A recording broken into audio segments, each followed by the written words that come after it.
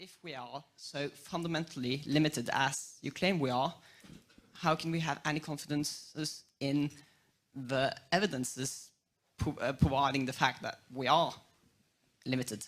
A pure skeptic, you can give no answers to, which means that they're not asking sensible questions.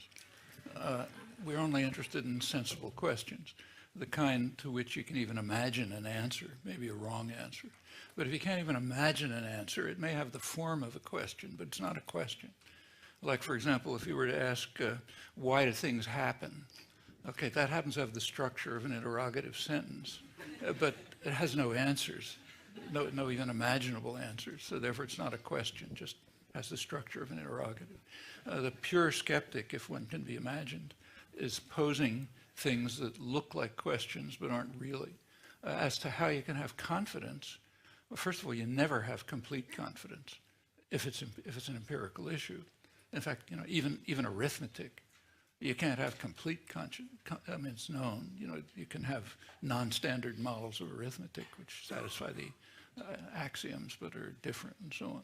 So, but in empirical questions, you develop constant confidence from experience, intuition, experiment, and so on. What's called the scientific method, but that's a funny term because there really is nothing that's the scientific method.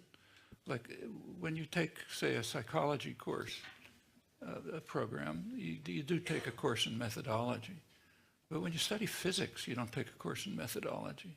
There's no method other than being reasonable, and learning from what has been done and seeing if you can carry it forward and so on.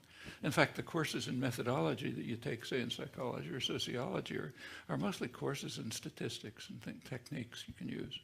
But scientific method is just whatever way we have of dealing with the world rationally, reasonably.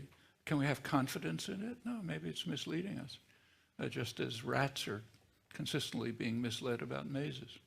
We can understand it for them, but if that's true, all we can do is try to see if we can use the same rational approaches to see if we can figure out what the limits of our intellectual capacities are.